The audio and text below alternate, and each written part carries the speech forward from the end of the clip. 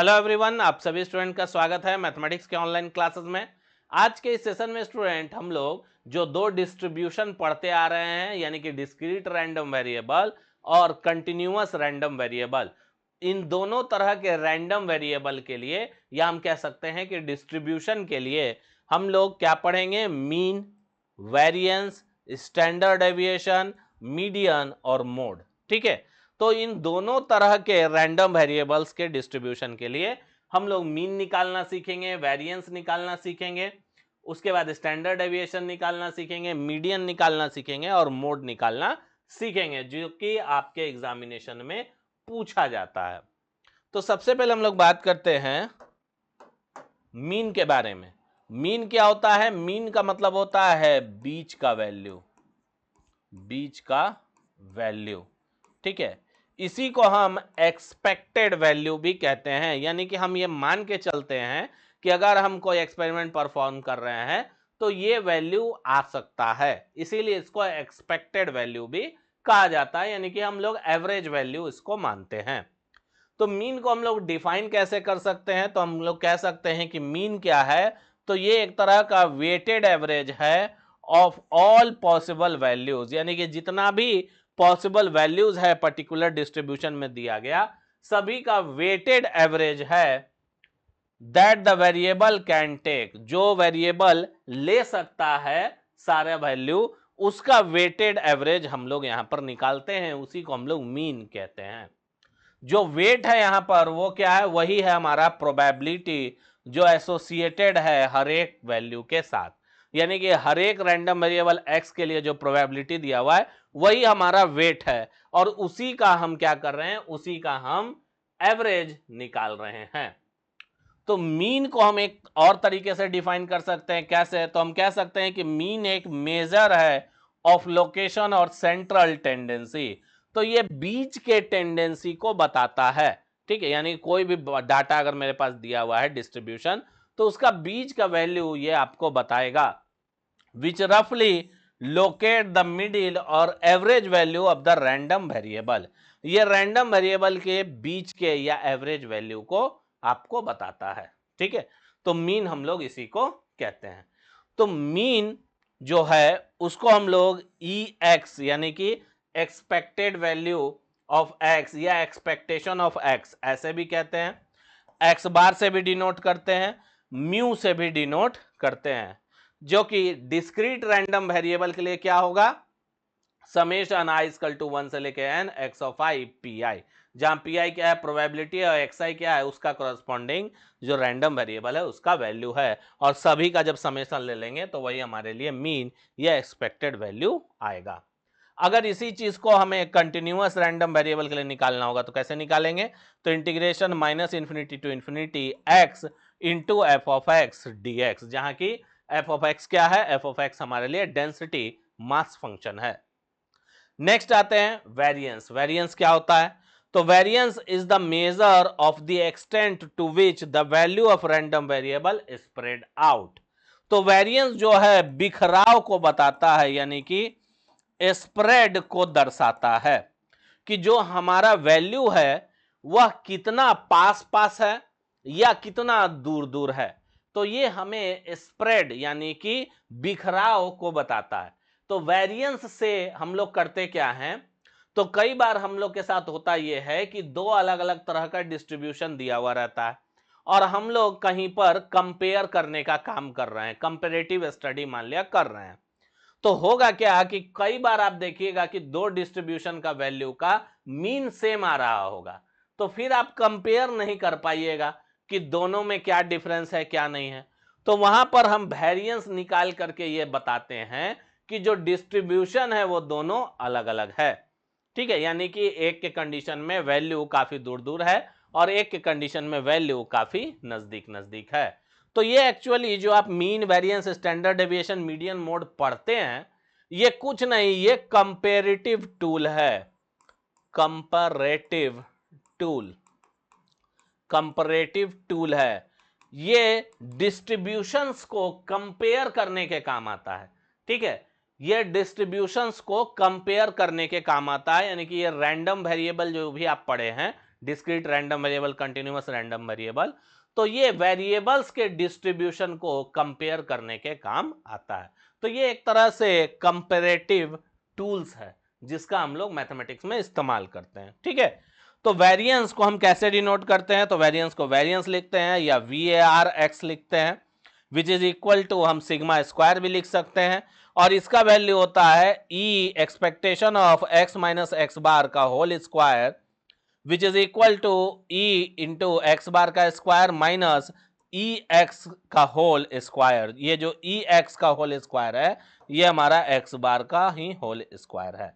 तो discrete random variable के लिए फॉर्मूला ये होता है, जबकि अगर हमें वेरिएंस निकालना हो एक कंटिन्यूअस रैंडम वेरिएबल में तो फॉर्मूला क्या होगा? Minus infinity to infinity x minus mu का whole square f of x D x. Okay, तो यहां पर हम लोग बेसिकली फॉर्मूला ही याद रखेंगे। नेक्स्ट बात करते हैं स्टैंडर्ड डेविएशन का। ये क्या होता है? तो ये बताता है कि मीन से डाटा कितना दूरी पर फैला हुआ है, उसी को हम स्टैंडर्ड डेविएशन कहते हैं। एकदम हम सिंपल भाषा में बता रहे हैं, ठीक है, कोई आप लोग को ये सब चीजें नहीं बताएगा इतना डेप्थ में। स्टैंडर्ड डेविएशन क्या है? तो ये एक पैरामीटर है जो ये बताता है कि बीच से वैल्यू कितना दूर दूर स्प्रेड किया हुआ है, यानी कि जो मीन है उससे वैल्यू कितना दूर दूर पे है। तो ये इसका हम फॉर्मूला कैसे लिखते हैं? तो स्टैंडर्ड डेविएशन को हम लोग लिखते हैं सिग्मा से, which is equal to root under variance for a discrete random variable. Same formula हम लोग कंटिन्यूअस रैंडम वेरिएबल के लिए भी लगा सकते हैं, और नहीं तो एक और फॉर्मूला हम कंटिन्यूअस के लिए लगा सकते हैं, integration minus infinity to infinity mod of X minus mu into F of x D X. ये वैल्यू जब फाइंड आउट हम लोग कर लेंगे इंटरवल पे तोड़ के, वही हमारा स्टैंडर्ड डेविएशन हो जाएगा। नेक्स्ट बात करते हैं मीडियन का। मीडियन क्या बताता है? तो मीडियन आपको रैंडम वेरिएबल का वो वैल्यू देगा जो आपके पूरे डेटा को हाफ हाफ कर देगा। ठीक है, क्या कर देगा? हाफ हाफ कर देगा। तो एक्चुअली मीडियन जो है, अगर हम डिस्क्रीट रैंडम वेरिएबल की बात करें तो ये वेरिएबल x का वह वैल्यू आपको बताएगा जिससे के बाद हाफ डेटा जो है उसके ऊपर रहेगा और हाफ डेटा आपका उसके नीचे रहेगा।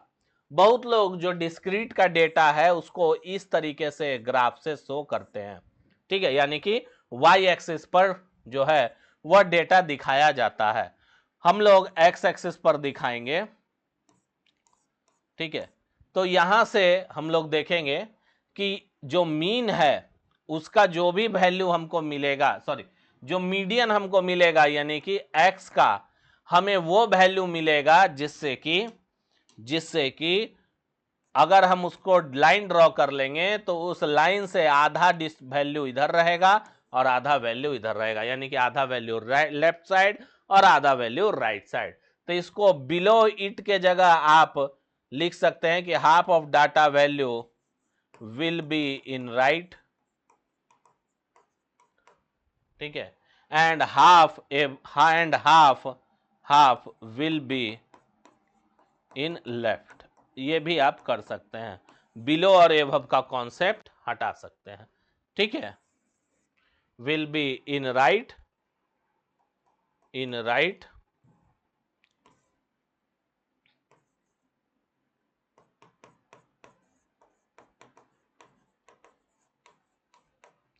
And half will be in left. ठीक है, आप एबव और बिलो को हटा दीजिए कॉन्सेप्ट को, क्योंकि हम लोग ग्राफ वैसे बनाएंगे। अगर इसी को हम कंटिन्यूअस रैंडम वेरिएबल के लिए लिखें तो ये वह पॉइंट के का आपको वैल्यू बताएगा जो डिवाइड कर देगा आपके इंटायर डिस्ट्रीब्यूशन को इन टू इक्वल हाफ्स। ठीक है, तो दो इक्वल हाफ में डिवाइड कर देगा। In case of discrete random variable इसको कैसे फाइंड आउट करते हैं? m equal to x1 plus x2 by 2, जहां x1 क्या होता है? x1 होता है प्रोबेबिलिटी डिस्ट्रीब्यूशन फंक्शन का वैल्यू जब 0.5 से छोटा होगा तो उस पॉइंट पर मेरा जो रैंडम वेरिएबल x का वैल्यू होगा वो हम यहां पर रखेंगे। और x2 क्या है? तो x2 वह रैंडम वेरिएबल है जहां पर प्रोबेबिलिटी डिस्ट्रीब्यूशन फंक्शन का वैल्यू ग्रेटर देन 0.5 आ रहा है। यानी कि हमको मीडियन निकालने के लिए प्रोबेबिलिटी डिस्ट्रीब्यूशन फंक्शन या हम कह सकते हैं कम्युलेटिव डिस्ट्रीब्यूशन फंक्शन निकालना पड़ेगा। ठीक है, तो इसके बिना आप मीडियन नहीं निकाल सकते हैं इन case of discrete random variable. अगर सेम चीज हमको कंटिन्यूअस रैंडम वेरिएबल में निकालना हो तो हम मान लेते हैं कि x जो है वो a से b इंटरवल के लिए डिफाइन किया गया है और कैपिटल X जो है वो मेरा मीडियन है, तब a से लेके m f of x dx जो है वह इक्वल टू होगा इंटीग्रेट m से लेके b तक f ऑफ x dx जो कि बराबर होगा हाफ के। और यहां से जो भी हमारा m का वैल्यू आएगा वही हमारा क्या हो जाएगा, वही हमारा हो जाएगा पॉइंट जो कि हमारे पूरे डेटा को दो इक्वल पार्ट में डिवाइड कर रहा होगा। यानी कि वही हमारा निकल जाएगा मीडियन, वही हमारा क्या निकल जाएगा, मीडियन। ओके, चलिए आगे बढ़ते हैं। नेक्स्ट है मोड। मोड क्या होता है? मोड बताता है आपको रैंडम वेरिएबल x का वह वैल्यू जहां पर प्रोबेबिलिटी मास फंक्शन जो है मैक्सिमम होगा इन case of discrete random variable, और ये बताएगा रैंडम वेरिएबल x का वह वैल्यू जिसके लिए density function f of x maximum होगा। इसको डिस्क्रीट रैंडम वेरिएबल के केस में हम लोग probability distribution and mass function से निकाल लेते हैं डायरेक्टली, जबकि कंटिन्यूअस रैंडम वेरिएबल के लिए जो भी हमें प्रोबेबिलिटी डेंसिटी फंक्शन दिया होता है उसको पहले डिफरेंशिएट करके 0 के बराबर करते हैं, यहां से x का वैल्यू निकालते हैं, उस x के वैल्यू को इसमें पुट करते हैं यानी कि डबल डिफरेंशिएट करने के बाद, और फिर देखते हैं कि वह 0 से कम आ रहा है कि नहीं। अगर 0 से कम आ रहा है पर्टिकुलर इंटरवल के लिए तो वो जो x का वैल्यू होगा वो हो जाएगा मेरा मोड। ठीक है, तो इस तरह से हम लोग मोड को कैलकुलेट करेंगे। तो अब हम लोग एक एग्जांपल करेंगे डिस्क्रीट रैंडम वेरिएबल पे, ताकि हमारा जो अभी तक वैल्यू जो हम लोग फाइंड आउट करने का कोशिश कर रहे हैं यहाँ पर वो सारा हम लोग निकाल करके एक बार क्वेश्चन के माध्यम से देखेंगे। ठीक है, चलिए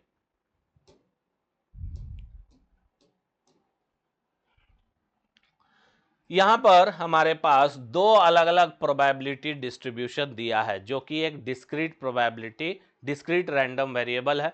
ठीक है, यहां पर क्या है, दो डिस्क्रीट प्रोबेबिलिटी डिस्ट्रीब्यूशन यहां पर हमको मेंशन किया गया है जो कि डिस्क्रीट रैंडम वेरिएबल ही है। अब यहां पर हम लोग दोनों ही कंडीशन के लिए सभी क्वांटिटीज को निकालेंगे, यानी कि मीन, मीडियन, मोड, जो भी सारा कुछ है सभी हम लोग यहां पर निकालेंगे, ताकि हम लोग यहां पर वैल्यू को निकालना भी सीख लें, साथ ही साथ कंपैरेटिव स्टडी भी हो जाए कि अगर दो अलग अलग डिस्ट्रीब्यूशन में हम वैल्यू निकाल रहे हैं तो वैल्यू अगर सेम आ रहा है तो उसका क्या मतलब है, वैल्यू अगर कहां पर डिफरेंट डिफरेंट आ रहा, ठीक, और कैसे हम इन दोनों डेटा को समझ सकते हैं। ठीक है, दोनों डेटा को हम कैसे समझ रहे हैं, तो इस चीज को हम लोग यहां पर स्टडी करेंगे। सबसे पहले हम यहां पर प्रोबेबिलिटी डिस्ट्रीब्यूशन फंक्शन निकाल लेते हैं। 1/8 इन दोनों का समेशन कर देंगे, 2 से कम के लिए इन दोनों का समेशन कर देंगे 3/8, 3 से कम के लिए इन तीनों का सम, तीनों तो 5 और 1 6, 6/8, और ये हो जाएगा 8/8 दैट इज 1। यहां पर भी हम लोग प्रोबेबिलिटी डिस्ट्रीब्यूशन फंक्शन या कहें तो कम्युलेटिव डिस्ट्रीब्यूशन फंक्शन यहां पर हम लोग निकाल रहे हैं।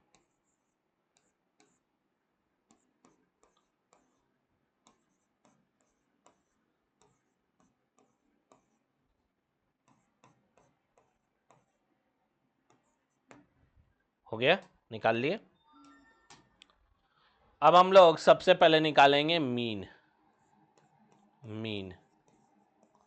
मीन किससे डिनोट करते हैं, एक्स बार म्यू या ई ऑफ एक्स से, विच इज इक्वल टू क्या होता है, समेशन आई इक्वल टू 1 से लेके N X I into P I.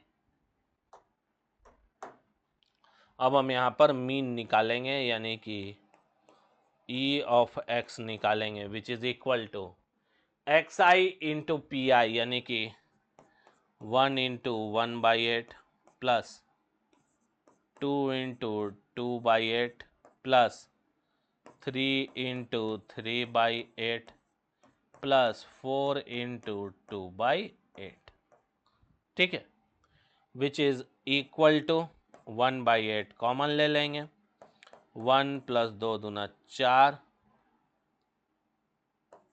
Plus 3 तिहाई 9 प्लस 4 दूनी 8, विच इज इक्वल टू 9 और 1 10, 8 18 19 20 21 22 बटे 8, विच इज इक्वल टू 2.75। चलिए इधर चलते हैं,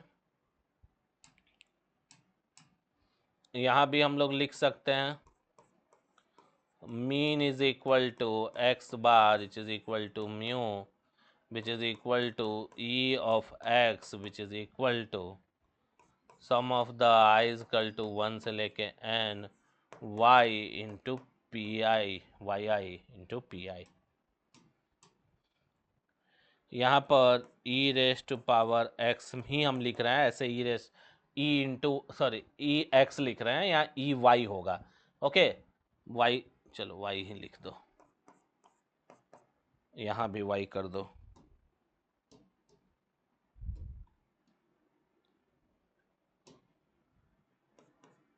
और यहाँ भी वाई बार ले लो,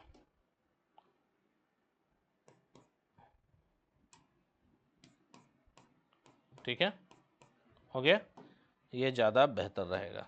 आगे मीन निकालना है, -1 into 1/8 plus 0 into 2/8 plus 4 into 3/8 plus 5 into 1/8 plus 6 into 1/8।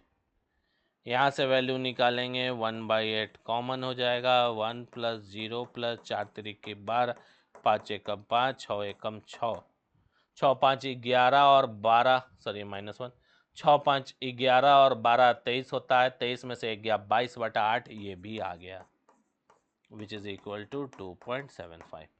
अब देख सकते हो दो अलग अलग डिस्ट्रीब्यूशन का वैल्यू जो है यहाँ पर सेम आ रहा है, दो अलग अलग डिस्ट्रीब्यूशन है लेकिन दोनों ही का मीन का वैल्यू यहाँ पर सेम आ रहा है। इससे क्या होता है, इससे हमको दिक्कत होगा कि हम दोनों डिस्ट्रीब्यूशन को किसी को कंपेयर करके नहीं समझा पाएंगे, ठीक है, अगर खाली हम मीन का इस्तेमाल करें। अब हम यहाँ पर वेरिएंस निकालेंगे, अब हम यहाँ पर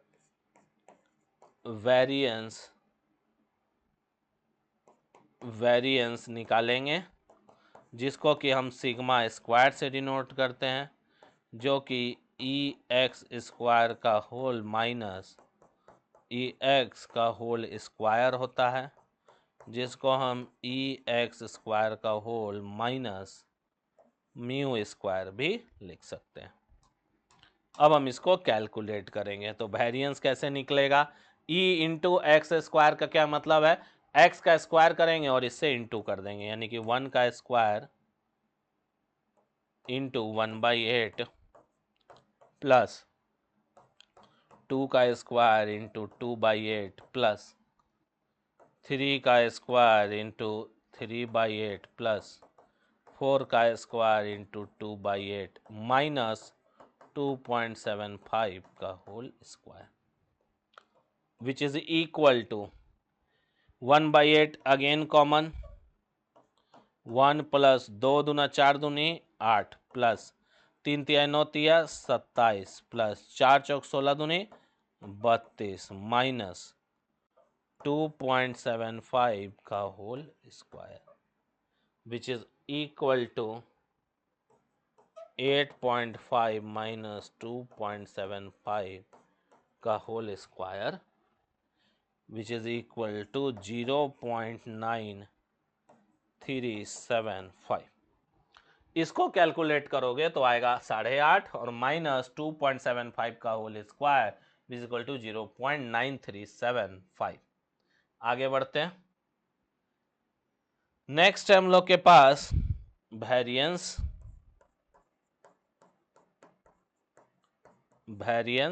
विच इज इक्वल टू अगेन वही चीज,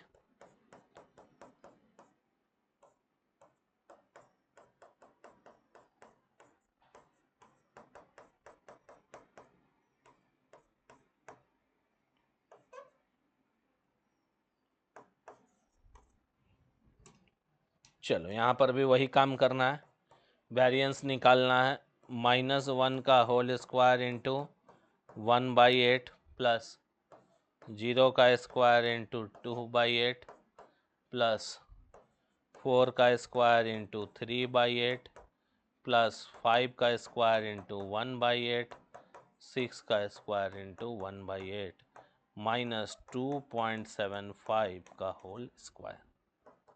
1/8 कॉमन ले लेंगे, 1 प्लस 0 प्लस 4 चौक 16 3 48 प्लस 50 25 प्लस 6 36 का होल 2.75 का होल स्क्वायर। इसको कैलकुलेट करोगे तो 13.75 माइनस 2.75 का whole square which is equal to आ जाएगा 6.1875। तो वेरिएंस दोनों का अलग अलग है। अब वेरिएंस क्या बताता है? वेरिएंस बताता है कि डेटा कितना दूरी दूरी पर डिस्ट्रीब्यूटेड है, यानी कि स्प्रेड कैसा है। तो हम वेरिएंस से ये कह सकते हैं कि इसका स्प्रेड बहुत ज्यादा है, यानी कि इसका डेटा जो है बहुत दूर दूर पर है, जबकि इसका डेटा काफी नजदीक नजदीक है। ठीक है, तो ये दोनों कंपैरिजन हम वेरिएंस से कर सकते हैं। ठीक है, आगे चलते हैं।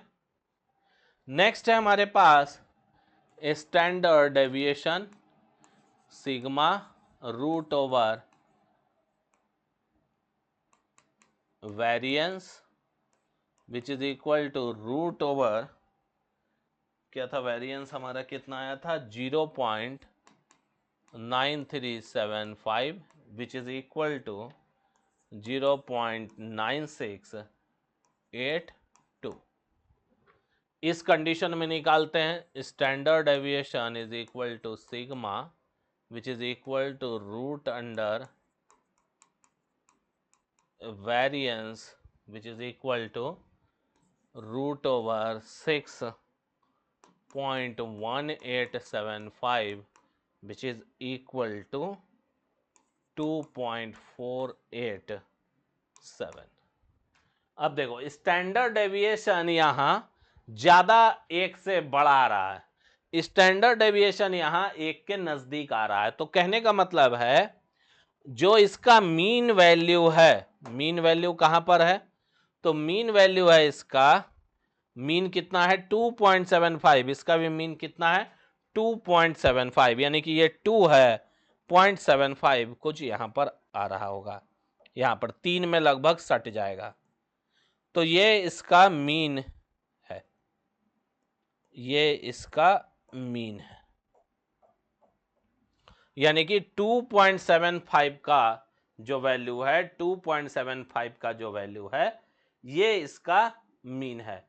तो मीन से अगर देखिएगा तो जो वैल्यू है, डेटा है यहां यहां और यहां पर, ये बहुत ज्यादा दूर दूर डिस्ट्रीब्यूटेड नहीं है। अगर इसका मीन पर हम लाइन ड्रॉ करें 2.75 पर यहां पर, तो इसका वैल्यू देखिए मीन से कितना डेटा दूर दूर पर है, इसीलिए इसका स्टैंडर्ड डेविएशन ज्यादा है एज कंपेयर टू इसका स्टैंडर्ड डेविएशन। अब बात करते हैं वेरिएंस का। वेरिएंस क्या बताता है? स्प्रेड। इसका डेटा का स्प्रेड देखो कितना बड़ा है। एक्स क्या है? एक्स वैल्यू है, सॉरी ये जो लाइन है, ये एक लाइन क्या है, ये लाइन है आपका वेरिएबल का वैल्यू। ठीक है, वेरिएबल कौन कौन सा है? -1 0 4 5 6, और उसके करस्पॉन्डिंग प्रोबेबिलिटी कितना है? 1/8 2/8 3/8 1/8 1/8। तो ये जो है प्रोबेबिलिटी का लाइन है, और ये जो है आपका रैंडम वेरिएबल का लाइन है।